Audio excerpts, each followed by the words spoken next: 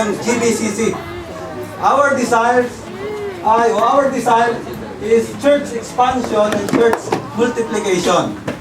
Church expansion, ibig sabihin ay nag-expand tayo, literally, yung ating building. Pangalawa, yung bawat isa po sa atin dapat pong mag-expand. Pwedeng literally.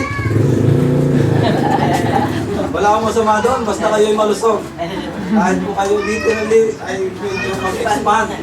Basta malusog, wala akong problema doon. As long as naiingatan niyo ang inyong katawan.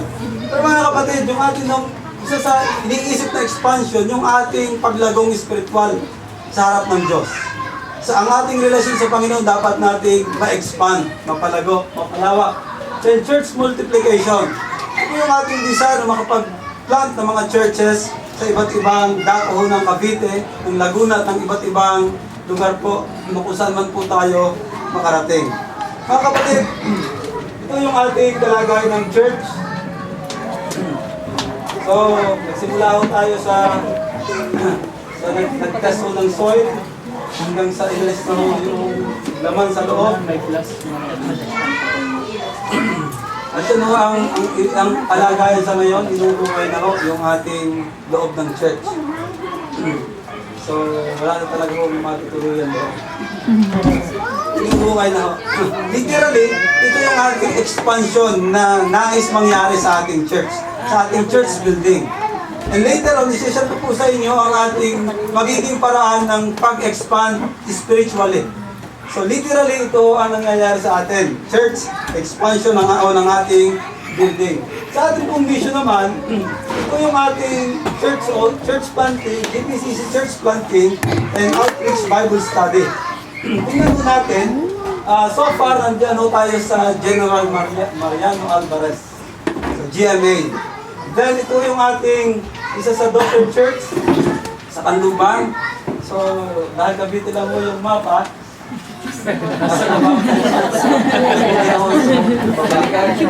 malawak po yung sakop ng Laguna. So, at isa pa rin no, salamat sa Panginoon, yung ating GBCC Greenwoods. So far, meron na ho tayong dalawang daughter churches. At kung ating titignan, mga kapatid, kayo po ba may naging part sa mga naitayong church na yan, o naitayong iglesia? Masasabi ba ninyo na meron ako naging part dyan? Yung inyong tuhod, yung inyong kamay, yung kaisipan na ibinigay para rito. Mga kapatid, ito po yung ating desire. Unang desire, hindi ko natin sinasara ang ating mga puso na makapagtayo muli sa Bacoor, sa Barangay Gawaran, Bulino. So tayo po nagdi-desire na makapag-church plant po sa lugar na yon. Pangalawa, meron din po tayong desire na ipagpatuloy sa Monteverde. At pangatlo, yung sinisimula na outreach Bible study sa Barangay Piala, Dasmariñas. Ito ay outreach ng Greenwoods. At ang ating pong desire ay makapagtayo rin sa Bangkal, sa Carmona naman. So napakarami ho natin. Kung ang apat na ito ay lahat po ito ay ating malalagyan ng iglesia ng ating Panginoong Jesus. Salamat po sa Panginoon. Dahil ang ating desire by 2017, makapag-church plant po tayo ng dalawang iglesia. Pero kaya ho nating ma-hit yung ating goal kung tayo ay magtutulungan. Amen po ba? Mga kapatid, ito ang desire ng ating mga puso. Ang tayo ay mag-expand, at the same time, tayo ay mag-multiply. Kaya po ang hamon sa atin ng Panginoon, dapat tayo bilang mga mananampalataya, hindi na mga lalamya-lamya. Hindi na tayo yung Kristiyano na inaakay pa. Kundi tayo yung mga Kristiyano na nag-aakay. Take note, ito po mga lugar na ito ay nangangailangan ng mga leaders. Mga leaders na kung saan tatayo para po maaaring magpastor at tumulong ho sa gawain nito. Kung kayo po kinakausap ng Panginoon na magpastor, huwag na po ninyong patigasin ang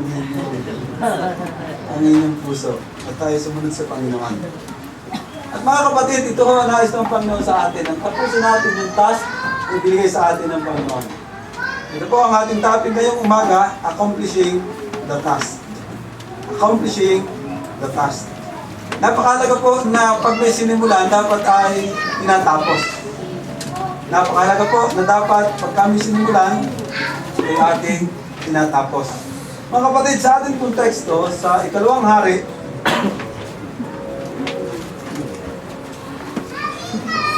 ikalawang hari, chapter 6. Ikalawang hari, chapter 6, 1 to 6. Nandiyan na po ba kayo? So, pag nakakita po kayo ng unang hari, ikalawang hari na sunod ko. Ikalawang hari, chapter 6, 1 to 7. 1 to 7 po. Kasahin natin 1 to 7. Nandiyan na po kayo? Isang araw, pumunta ang grupo ng mga propeta kay Eliseo at sinabi, nakikita po ninyo na maliit ang pinagtitipunan o maliit na ang pinagtitipunan natin. Kaya pumunta po tayo sa ilog ng Jordan kung saan maraming punong kahoy. Doon tayo gumawa ng lugar na pagtitipunan natin. Sinabi ni Eliseo, sige, lumakad na kayo. Pero sinabi ng isa sa kanila, kung maaari po po, sumama na lang kayo sa amin. Sumagot siya, o sige, sasama ako. Kaya sumama sila sa kanila. Pumunta sila sa ilog ng Jordan at pumutol ng mga punong kahoy. Habang ang isa sa kanila ay pumuputol ng punong kahoy, nahulog ang ulo ng palakol niya sa tubig. Kaya sumigaw siya, Panginoon! Hiniram ko lamang po yan. Tinanong ni Eliseo, saan banda nahulog? Tinuro niya kung saan banda ito nahulog. Pumutol si Eliseo ng sanga at inihagis ito sa tubig. At lumutang ang ulo ng palakol. Sinabi ni Eliseo, kunin mo na at kinuha niya ito. Maaring sa atin nung binasa at sa pagbabasa ko, may kanya-kanya to tayong naiisip. Para bang napaka-imposibleng lumutan ng ulo ng palakol sa tubig. Marami yung nagsasabi, ina-allegorize itong talatang ito na parang tinabaga yung daw sanga ay referring kay Jesus Christ at yung nahulog ay referring sa mga tao. Pero hindi po yun ang topic ko ngayong umaga at wala akong planong pagtangin ng anong nakalubog. Ang gusto ko pong bigyan pansin sa atin ngayong umaga ay tingnan natin ano yung naging katangian itong mga ni Eliseo at ng kanyang mga kasama. Tingnan natin sa mga talatang ating binasa, we will study the factors which binds us to accomplish the task or our task. There are 3 factors which binds us to accomplish our task. So itong factors na ito, we can call these factors also as essentials. So napakalaga po nito upang matapos yung ating takbuhin, matapos yung ating nais na mangyari, yung ating gagawin. So there are 3 factors na ating pag-aaralan ngayong umaga. Napakalaga po nito. Una ay ito. Eyes that see. Eyes that see. Mata na nakakakita. Meron po bang mata na hindi nakakakita? Sabi po ng isang quotation, eyes that look are common. And eyes that see are rare. Eyes that look are common. Eyes that see are rare. So mga kapatid, napakalaga po na ang isang mata ay nakakakita. Tingnan natin yung chapter 6 verse 1. Chapter 6 verse 1, sabi po ng talata, minsan, lumapit kay Eliseo ang pangkat ng mga propeta. Sinabi nila, maliit na po sa amin ang aming tirahan. Sabi sa NIV, the company of the prophets said to Elisha, look, the place where we meet with you is too small for us. So ito yung kanilang hinaing kay Eliseo. Sabi niya, maliit na po yung ating tinatayuan. Maliit na po yung ating lugar. Mga kapatid, itong mga propetang ito, sabi ng iba ay mga young Bible students. Itong mga under sa leadership nitong si Elisha. These prophets saw their needs. Mga kapatid, napakalaga po nito na makita natin ang pangangailangan, maaari ng ating iglesia, pangangailangan ng ating pamilya, pangangailangan ng tao upang siya'y madala sa Panginoon. Dito po nagsisimula ang lahat sa makita natin yung ating pangangailangan. Mga kapatid, ano yung kanilang problema? At napakaganda ang problema nito. Una, verse 1, tingnan natin, sabi dyan, lumapit kay Eliseo ang pangkat ng mga propeta at sinabi nila, maliit na po ang aming tirahan. Ang problema nila yung kanilang lugar, their place. Maliit na po ang tirahan namin. They're not comfortable, maybe. Hindi na sila komportable sa kanilang pinalalagyan. And you can see, ang sabi ng The Message Bible, na hindi na raw magkagalawan yung kanilang mga siko. Just imagine, na sa siksikan, hindi na nila maibuka yung kanilang mga siko. So gano'n sila karami. So meron silang problema sa kanilang lugar. And these prophets are under his trainings and supervision. So mga kapatid, ang sabi ng salita ng Panginoon, nakita nito mga propetang ito ang pangangailangan nila sa kanilang kalalagayan. Mga kapatid, yun ang una nilang pangangailangan. O nakita ang pangangailangan ng kanilang lugar. Pangalawa, ang kanilang nakita ang pangangailangan, lumalago sila sa bilang. They increase in numbers. They increase in numbers. Napakaganda po nitong problema. For it is a sign, many are added to them. So marahil, kakaunti lang sila, pero dahil po sa ministry ni Elisha, even ni Elijah, alam natin na si Elijah po ay kinuha ng Panginoon. At ang kanilang usapang dalawa, pag ako nakita mo, sabi niya, anong kahilingan mo? Gusto ko na makuha yung inyong kapangyarihan, kagaya ng inyong ginagawa. At sabi ng salita ng Panginoon, sabi ni Elijah kay Elisha, pag nakita mo kung umakyat, kasi alam ni Elisha na si Elijah ay kukunin na ng Panginoon. Ang kanilang usapan, kapag itong si Elijah ay kinuha ng Panginoon, nakita niya, makukuha niya yung kapangyarihan at doble pa nga. At kung ating titingnan mga kapatid, dahil sa ministeryo ni Elijah and even Elisha, dahil sa kanilang himala, napakarami ho marahil ang sumama sa kanilang mga nais mag-aral under sa leadership ni Elisha. At mapapasin doon natin sa mga naunang talata na may nakatulong po si Elisha, si Gehazi, na nakatulong sa gawain. Tingnan nun natin kung ilang mga propeta meron sila. 2 Kings chapter 4 verse 43. Ang sabi dito, chapter 4 verse 42 and 40 hanggang 44. In 2 Kings chapter 4, 42. Ang sabi dito, isang araw, may isang lalaking galing sa Baal Shalisha na nagdala kay Eliseo ng isang sako na may lamang 20 tinapay na gawa sa unang ani ng sibada. Ang sabi po sa magandang balita, Biblia, mayroon siyang isang sako plus 20 tinapay. Then sabi ni Elisha, ibigay mo iyan sa grupo ng mga propeta para kainin. Then verse 43, sinabi ng katulong na, paano ko ito mapagkakasya sa 100 tao? So marahil, itong mga propetang ito ay 100 more or less. Itong mga kasama ni Elisha. Sumagot si Eliseo, ibigay mo ito sa kanila para kainin. Ito ang sinasabi ng Panginoon. Makakakain sila at may matitira pa. Kaya ibinigay niya ito sa kanila, kumain sila, at may natira pa ayon sa sinabi ng Panginoon.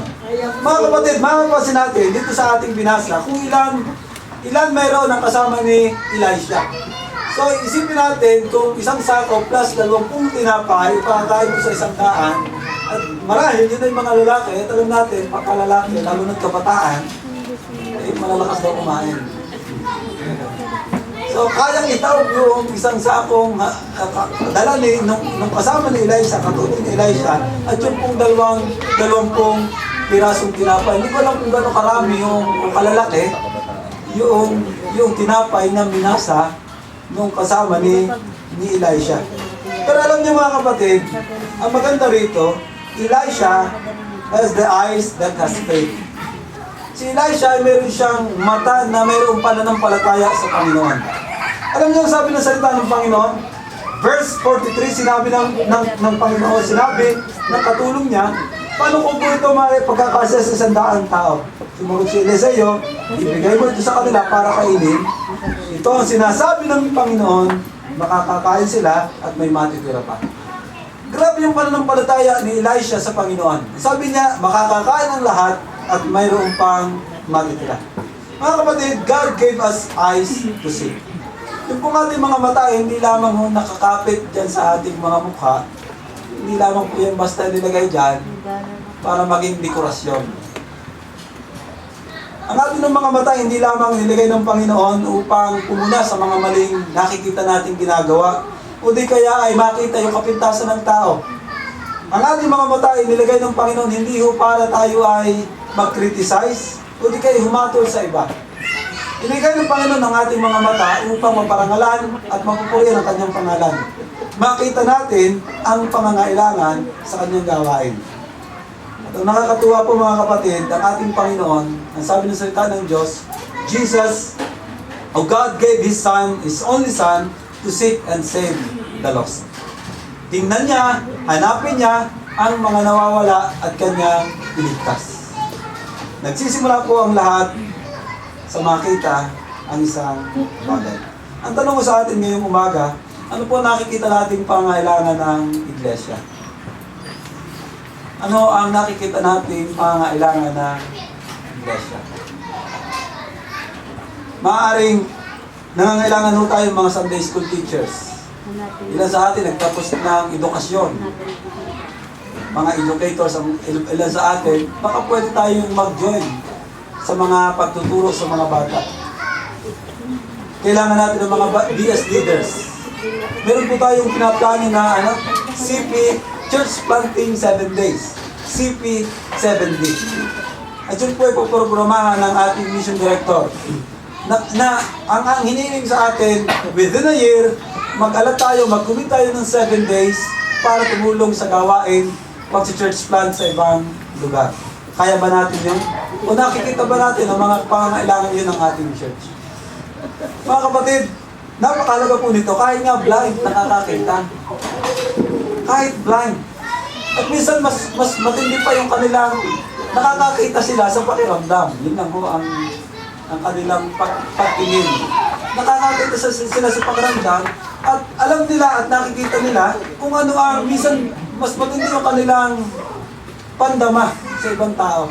Naalala ko nga po nung ako yung nag-church plant sa San Pascual, Batangas, meron kaming hinahayo roon na napabayaan na yung kanyang katarata at talagang na-infection na hanggang sa dinala sa doktor at ibinalik kasi wala na dahil sobrang lala na. Sabi namin sa kanya, paano kayo nakikita yung mga anak? Basta nararamdaman ko lang kung saan sila naroon. Kaya nyo sabihin kung anong kulay ng damit yung anak. Oo. Ito, anong kulay ng damit? Yan ay bilog-bilog. May bilog-bilog sa damit. Ito ang anak nyo, anong kulay ng damit? Pula. Pula nga. Grabe yung kanyang sense na makita niya, hindi siya nakakakita literally, pero nakakakita siya sa pamamagitan ng kanyang pakiramdam. Kahit bulag nakakakita. How much more tayo mga kapatid na kumpleto ang ating mga mata?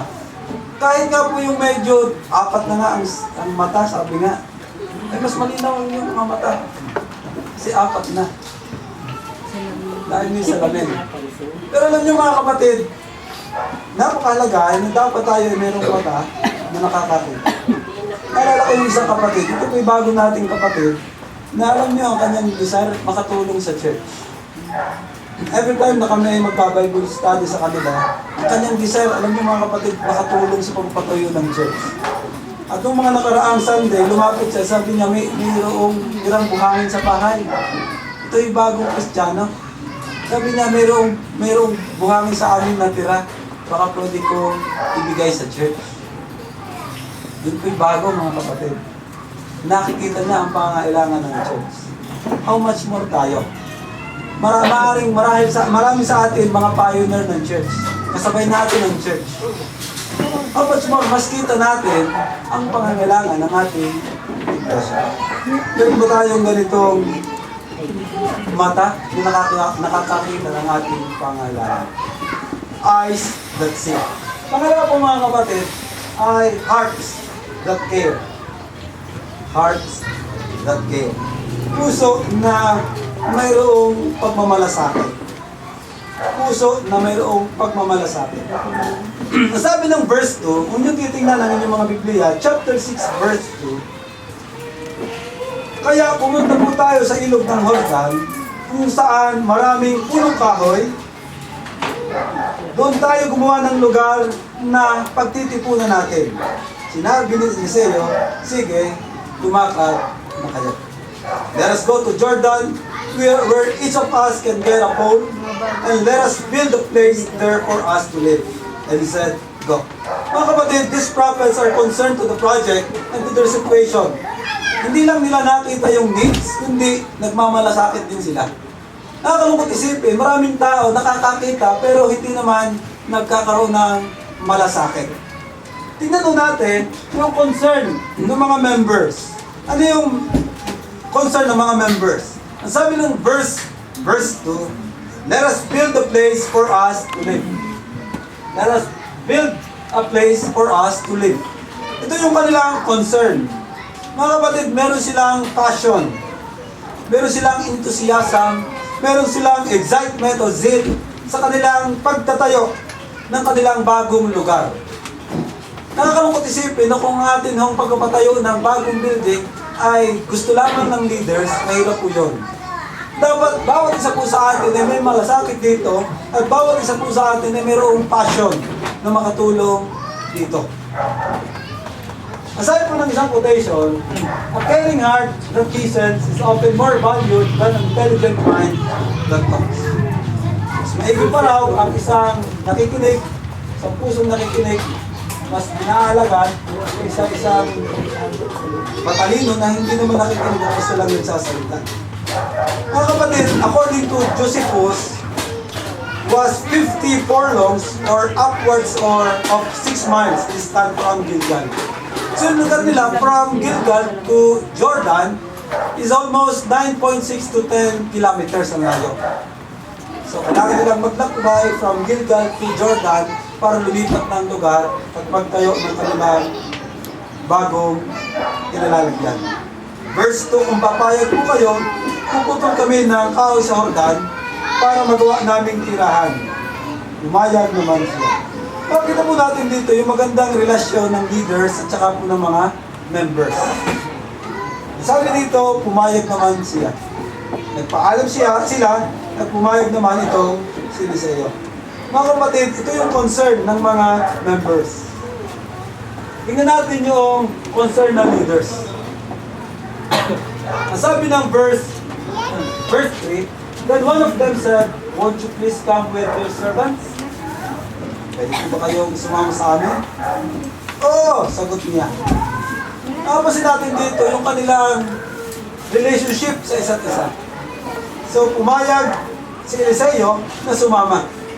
At another proof na nakita kay Eliseo yung kanyang concern sa tao.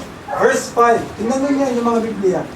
Sabi dyan, verse 5, habang ang isa sa kanila ay pumuputol ng punong kahoy, nahulog ang ulo ng palakol niya sa tubig, kaya sumigaw siya, Panginoon! Hindi lang po lamang po yun. So yung kanyang damdamin, sinabi rito na itong palakol na kanyang ginamit ay hiram.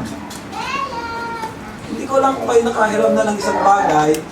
At bawat, alam ko niniwala na bawat umihiram ay talagang responsable, ingatan niyo ang hinihiram. At dito, yung kanyang concern doon sa kanyang hiniram. Sabi niya, yun ay akin lamang hiniram. Pangalawa, ang sabi ng mga scholars o theologian na ito raw pong taong ito ay mahirap lamang at hindi siya makabili ng sariling palakol. Kaya siya lang hiram. So, imagine natin yung kanyang damdamin na nahulog yung ulo ng palakol, natira lamang yung pulungan, at hiram lamang yon, tapos wala siyang paraan para makabayad dun sa kanyang nawalang ulo ng palakol. Pero alam niyo mga kapatid, sabi ng verse 6, itinanong ni Eliseo, saan lugar nahulog? Nang ituro sa kanya kung saan nahulog, pumutol siya ng isang sanga ng kahoy, nahulog niya yun sa tubig, at lumutang ang talin ng palakol. Mga kapatid, concern si Elisha doon sa isa sa mga propetang nahulugan ng palakol. Yung kanyang concern sa tao. Meron siyang hearts that care. At yun po napakalaga sa atin mga kapatid. Kaya nga po, sabi ng isang quotation ay ito, people don't care how much you know until they know how much you care. Ito po ba yung totoo? People don't care. Wala silang pakialam kung gaano man ang iyong nalalaman o kaalaman hanggang they know how much you care. Hanggang sa malaman nila kung paano ka concerned, nagmamalasakit sa kanila. Mga kapatid, napakahalaga po na di ba yung ating prayer, care, and share? Lagi pong nauna lagi ang care. At sabi nga po, na isang quotation, napakaganda po nito, meron daw po mga tao, some people just act like they are trying to help you. Nakakalungkot mo yung mga taong ganito. They act like they are trying to help you. Yung may isang taong nahulog, tapos gustong tulungan may handa naman. Ayaw gamitin. Hindi ko alam kung kayo nakaranas ng ganitong mga uri ng tao. Yung bakit hindi siya na tumulong. Pero may pantulong naman, hindi mo parang sinipag-pepray na lang kita. Pero may kaya namang itulong, kaya namang ibigay. Nakita niya ang pangailangan, pero wala siyang puso na handang mag-care. Hearts that care. Malaga po ito sa atin, mga kapatid, bilang tayo ay mga anak ng Diyos. Do you have the heart that cares? Sabi nga po, ito ang ating catchphrase, caring people, sharing Jesus. Ito ang GBCC catchphrase, caring people, sharing Jesus. Eyes that see, hearts that care. Nagmamalasakit ka ba diyan sa iyong kapatid kay Kristo? Oh, I don't care. I care. Yung take care, di ba yun ang mga salita na napaka-limit na i-text ng mga kabataan, lalo ng kabataan na take care. Kumain ka naman. Mas I care. That care. Sana hindi lamang po yun sa mga text o sa mga sinasabi lang natin. Kundi talagang meron tayong passion, meron tayong compassion sa mga tao. Nung makita ng Panginoong Kristo yung mga tao, 400 o 5,000 na mga tao, sabi niya, I saw these people, at sabi niya, siya'y nahabag sa mga taong ito. Mga kapatid, napakalaga na tayo mayroong hearts that care. Eyes that see, hearts that care, panghuli, hands that work. Hands that work. Sabi ng salita ng Panginoon, verse 4, look at your Bible, sabi dyan, so he went with them, and when they came to Jordan, they cut down trees. So he went with them, and when they came to Jordan, they cut down trees. Alam niyo mga kapatid, hindi lamang meron silang, hindi lang nila nakita yung pangangailangan, kundi meron silang puso na handang tumulong o handang magmalasakit, at meron din silang kamay na handang gumawa. Kamay na handang gumawa. Mga kapatid, ito po yung napakahalaga sa atin bilang tayo mga mananampalataya. Ito yung progression. Nakita, nadama ng iyong puso, at pagkatapos ay nandun ang iyong kamay para gumawa. Tingnan natin, verse 2, paano sila gumawa? Meron silang pagkukusa. Verse 2, meron silang pagkukusa. Sabi sa verse 2, chapter 6, verse 2, kaya pumunta tayo sa ilog ng Jordan, kung saan maraming punong kahoy, doon tayo gumawa ng lugar na pagtitipunan natin.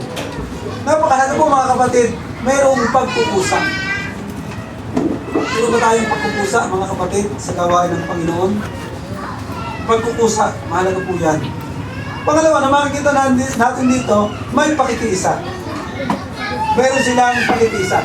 Alam natin na after na itong si Eliseo ay masabihin ng mga propeta, ang amo ng mga propeta sa kanya, pwede po ba kayong sumama? Ibig sabihin, ang leaders at saka members, nagkakaroon po sila ng pagkakaisa para sa isang layunin.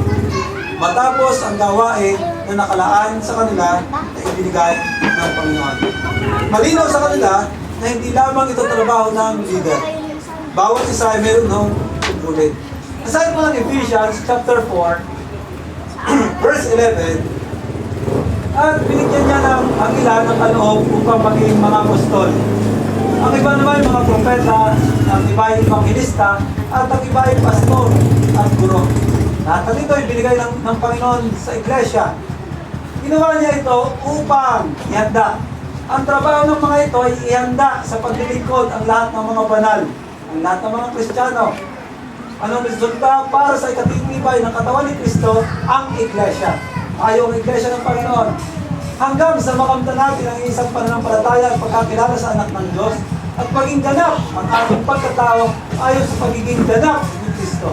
Verse 14, nang sa gayon, hindi na tayo magiging tulad sa mga bata na madaling matangay sa isaling aral.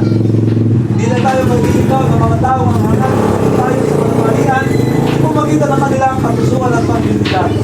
Last verse, sa halip sa pamagitan ng pagsasalita ng katotohanan sa diwa ng pag-ibig, tayo dapat maging lubos na katulad ni Kristo na siya ang ulo nating lahat. Verse 16, sa pamamagitan niya, ang mga bahaging pinag-uugnay-ugnay ng kasukasuan ay magiging isang katawan.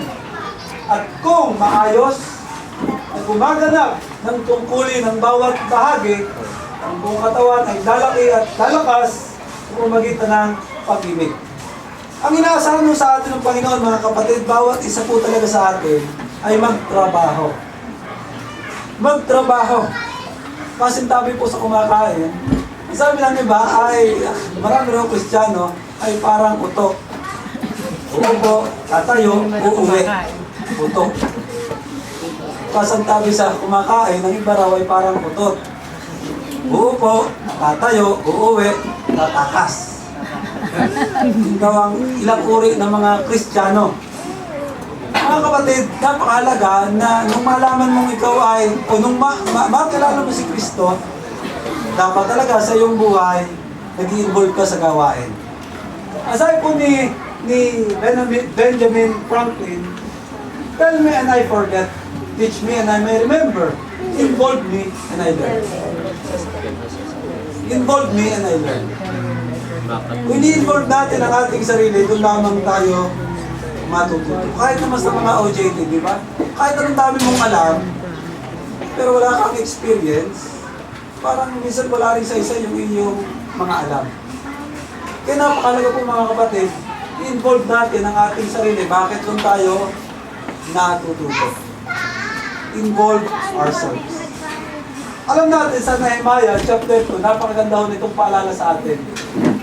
Alam natin ang ating story nito na iba yung pader at pinakita ni Nehemiah at sabi niya, ito. Ngunit sinabi ko sa kanila pagkatapos, nakikita niyo ang kalunos na kalagayan ng ating bayan. Wasak ang Jerusalem at sunog ang mga pintuan ng Liso.